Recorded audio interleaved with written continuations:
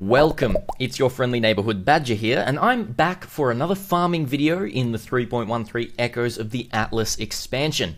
Now, as we know, there's been a bunch of additions to the Atlas itself to do with all of these types of Atlas passive regions. And over the next couple of weeks, I'm just going to be looking at different ways to farm the Atlas and see how profitable they may be or how unprofitable they may be. You may have seen my videos about Bestiary and Einhar himself comparing 50 maps in Lyra Arthane to Turn's End, which turned out to be, you know, not the greatest at a small to medium investment. And today, as you may have seen by the thumbnail or the title, we are looking at Strongboxes, which is ambush, basically, and focusing on Glenack cans, which is twice tempted for areas containing additional strongbox and 10% chance to be openable a second time, which basically means 10% more strongboxes. And then tamper-proof as well, so strongboxes in areas are corrupted and at least rare. Now there is a sextant modifier for this, but this just means you don't really have to roll that on the sextant modifiers. Now, we did a few different techniques on everything. Oh, there's a little bit of ambush loot there that we're going to have a look at in the moment. And I did 50 maps. Now, the plan was to do 100 of these maps, but it took a really long time.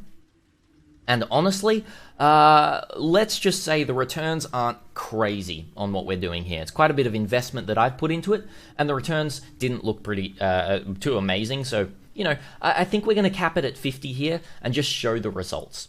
But as we can see here, this is what we were doing. We were basically chiseling tower maps up and then alking them, and then using a gilded ambush and a polished divination scarab, and then 2 sacrifice fragments in our map device, all of them together. We were then using both the monstrous treasure prophecy and bountiful traps, which has a chance to add 6 additional strongboxes to a map.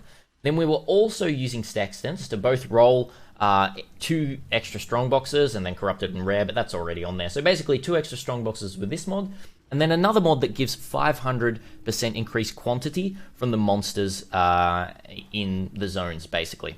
The monsters from the strongboxes themselves, which is pretty helpful coupled together with tower map and dropping nurses and everything like that. But we'll see in a moment that if I wasn't doing this in tower map, I would have lost a lot of money. So let's just get right into it, shall we? So the strongboxes themselves, we ran 50 maps in total. And first of all, what I'm actually going to do is bring up X-Silence next. And we can see the profit here. Now, what I've actually done is taken out all of the red maps that dropped, which is around about 200 maps. Now, these maps are not getting calculated into the final profit that we did get from this, because honestly, selling those maps in bulk is going to take an absolute crazy amount of time, and that's just not something that I want to put in there to kind of inflate the numbers. So we're taking all of the red maps out, which is what I've done. And we can see here that we made just shy of 2,000 chaos, which, you know, the investment into this was around about, well, we can actually see that in a moment. Actually, I won't say right yet, but we can see what we dropped. We dropped a total of 8 nurse cards, which, as I said, that is the most profit out of anything that we got. 747 chaos in that right there. And then the next was divine orbs. So lots of divine orbs were dropping from the strongboxes themselves because they were all corrupted. Not actual divine orbs, 6 links that you would then sell for divine orbs. I think only 2 natural divine orbs dropped, so it was around about 34 6 links themselves. The next surprise one was orbs of alteration. These are actually very expensive at the moment. So we got about 113 chaos worth of alterations, 1 exalted orb drop, and the rest basically fodder currency in bulk that we could sell with a few div cards as well. So that's where everything, where all of our revenue came from, I guess you could say. Somehow this just priced it up a little bit more, but we're not really going to talk about what actually happened there. Maybe the price of exalted orbs went up. Yes, it looks like they did. So for some reason it priced it up a little bit there. But let's also just talk about one more thing here, which I'm just going to pull down here for the moment. We're talking about this right here. This is basically the 50 maps that we did, and the number of strong boxes we have here. So what I'm actually going to do right here is actually just grab the sum of. Whoops, I should have prepared this beforehand. But what we're actually grabbing is the sum of all of these, and we can see how many strongboxes in total we opened. So we opened in total 1,078 strongboxes, which is a little bit crazy there, which makes, around about, well, we basically divide that. We go equals to this divided by 50. 21 strongboxes, 22 strongboxes per map right there, which is pretty interesting. And we did get, as I said, we got basically, why is there, oh, that one shouldn't be there. We only dropped 8 nurses in total. We then dropped, quite a few different 6-links. We procced Monstrous Treasure 5, 6, 7, 8, 9, 10 times. So basically, 1 every 5 maps, Monstrous Treasure did proc, and Bountiful Traps was about the same, maybe a couple more, maybe 12, 13 times in the 50 maps there as well. A proc rate of 1 every 5 maps from Monstrous Treasure was pretty good. That's what bumps this up. But, in minimum, we were running 10 strongboxes per map, an average of, 12 to 16 there, most of the time, but then bumping up quite a bit to 48 in all of the maps that Monstrous Treasure procced there.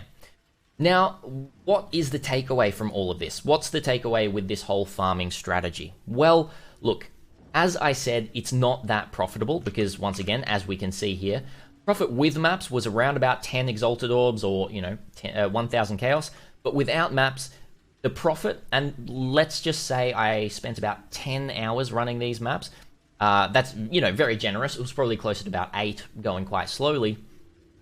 That's not much profit per hour, is it? Not at all. So do I think that this is a profitable strategy in the way that I've done it? No. However, this is more profitable the more that you invest into it. I know that a lot of people have done this same strategy but just juiced even further, corrupted all the maps, 100% delirious, all of that kind of stuff. I didn't want to invest that much into this because I wanted to make it fairly accessible into the amount invested and the amount returned, but I wouldn't suggest this just to the average Joe wanting to run strongboxes and maybe, do Monstrous Treasure on there and everything like that and go ambush scarabs and all of that kind of stuff as well. It's not much return for the investment that you're putting in to the maps and the setup time, the running time of the maps and everything like that as well. It's just not worth it. That being said, yeah, as I said, you can juice it up more, definitely get profit out of it, but I wouldn't suggest it. I wouldn't suggest you do this amount.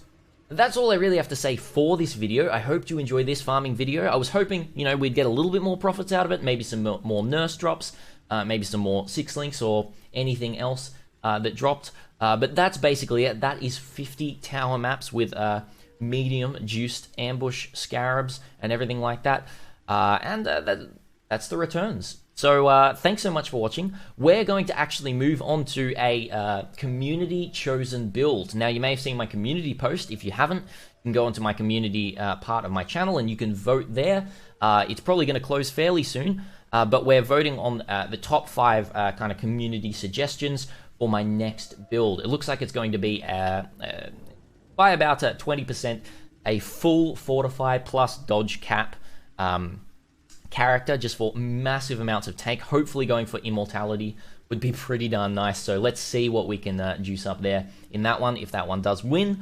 But yeah, thanks so much for watching, guys. I really hope you enjoy this kind of content. It was a little bit of a ramble here, just getting on through it all. I'm a little bit tired after all of these maps.